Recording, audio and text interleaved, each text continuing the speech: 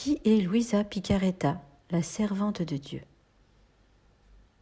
Luisa Picaretta est une laïque qui a vécu une humble vie d'obscurité, de souffrance, de patience et d'intimité sublime avec le ciel.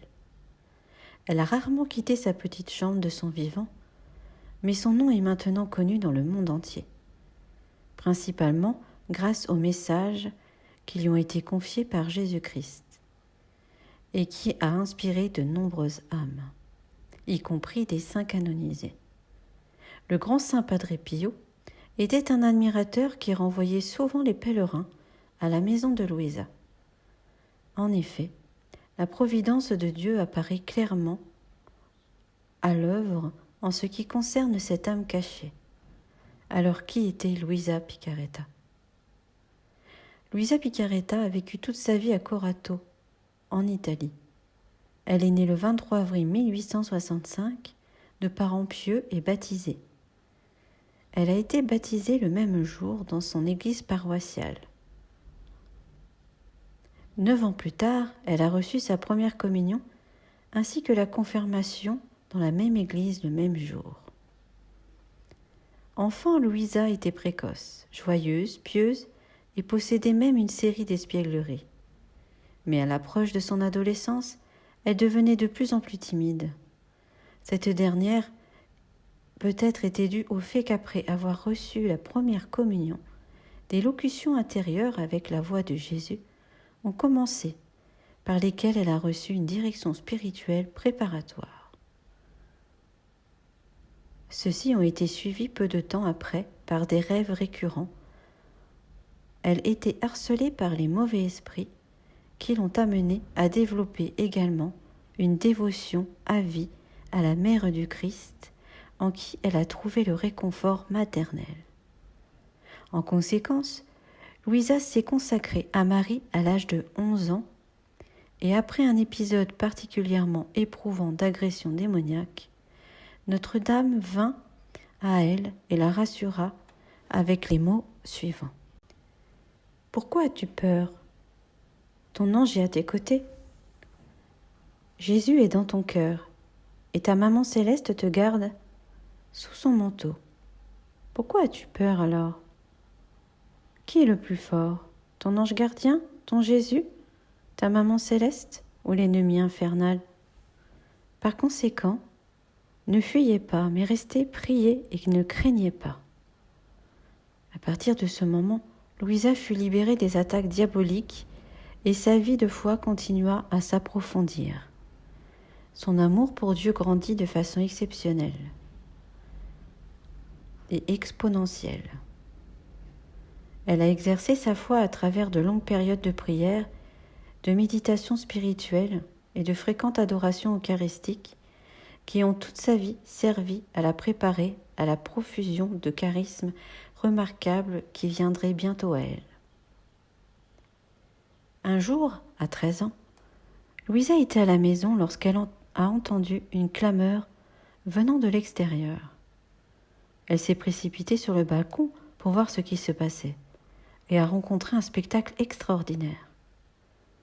Au lieu de voir la rue familière ci-dessous, elle a été transportée dans l'ancienne Jérusalem, où elle a été témoin d'une foule de gens et de soldats romains criant à la figure du Christ dans leur milieu. Jésus portait sa sainte croix, et dans sa souffrance et son humiliation, il leva les yeux vers Luisa et plaida « Âme, aide-moi ». Ce fut un moment déterminant dans la vie de Luisa. Une invitation personnelle directe à suivre le Seigneur en tant que victime pour les pécheurs.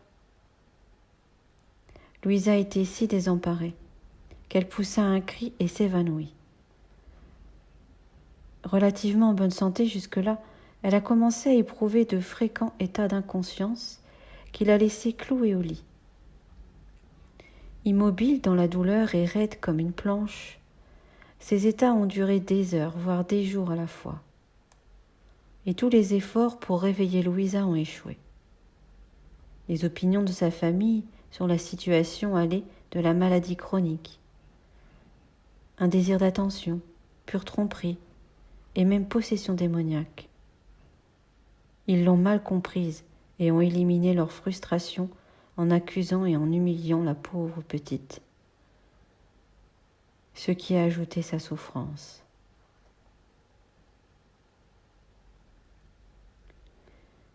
Lorsque tous les remèdes terrestres employés pour guérir Louisa furent épuisés, la famille convoqua le curé, qui, à leur grand étonnement, put réveiller immédiatement la jeune fille par une simple bénédiction. Ainsi, pendant des années, il est devenu la norme pour elle de se retrouver chaque matin dans son état d'inconscience et le prêtre d'être appelé pour la réveiller. Entre-temps, insoupçonnée par tout le monde, il se passait beaucoup de choses dans l'âme de Louisa.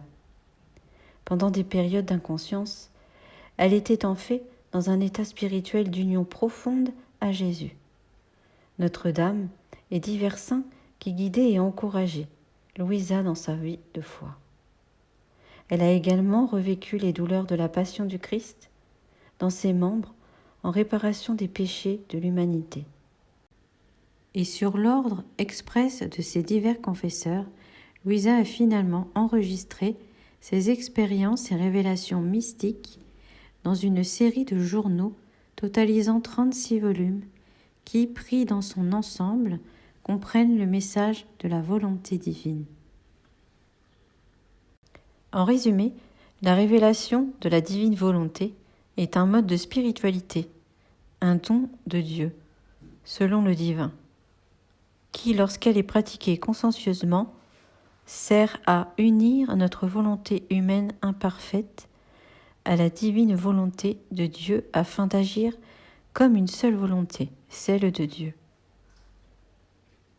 Permettre à Jésus de vivre mystiquement sa vie divine en nous, en invoquant sa divine volonté pour infuser chacune de nos actions, ainsi en élevant nos actes d'un simple niveau humain à celui du divin. Accomplir les paroles de la prière du Seigneur, que ton règne vienne, que ta volonté soit faite sur la terre comme au ciel. Jusqu'au jour de sa mort, la longue vie de Louisa était routinière et sans incident. Elle a essayé d'entrer dans un couvent cloîtré, mais son effort a été saboté par sa propre mère, et elle est donc restée à la maison, une prisonnière spirituelle dans sa chambre.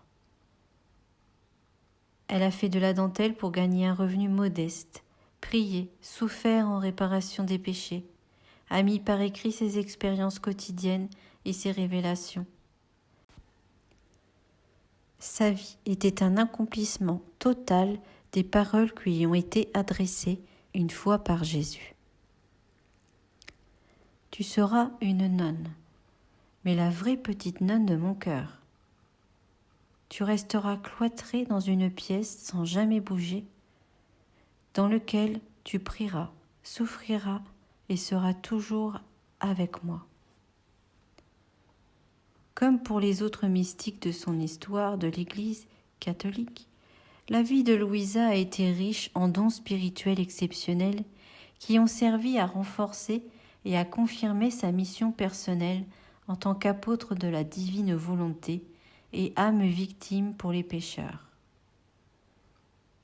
Elle a connu dans un état de conscience altéré quotidiennement des extases, a reçu des apparitions et des visions célestes, et a subi les stigmates du Christ d'une manière invisible à partir de 1895. Mais en plus, elle a subi le mariage mystique,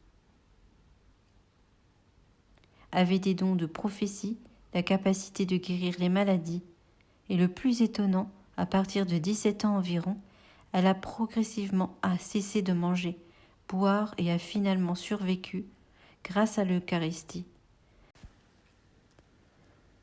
De plus, elle était obéissante à tous les confesseurs assignés par son évêque, parmi lesquels l'illustre saint Annibale di Francia, béatifié par Jean-Paul II, qui a révisé, discerné et approuvé les 19 premiers volumes de ses écrits. Ce saint est resté un fervent partisan de Louisa et a personnellement pratiqué et promu la spiritualité de la divine volonté jusqu'à sa mort. La petite fille de la divine volonté mourut à l'âge de 81 ans le matin du 4 mars 1947. Le corps de Louisa fut exposé à la vue du public pendant 3 jours, au cours desquels il ne présenta aucun signe de décomposition. Au lieu de cela, son cadavre était souple et flexible, mais il ne pouvait pas être couché sur le dos dans un cercueil standard. Louisa est restée dans la position assise qu'elle maintenait sur son lit, et donc elle eut un cercueil spécial avec des fenêtres en verre qui ont été construits pour accueillir son corps. La procession funéraire a été un triomphe et des milliers de personnes se sont rendues pour escorter la mystique décédée jusqu'à son dernier lieu de repos dans le cimetière. Ses restes depuis ont été transférés dans l'église paroissiale de Corato. La cause de canonisation pour Luisa Piccarreta a été officiellement ouverte par le diocèse de Trani en 1994, lui donnant le titre de servante de Dieu.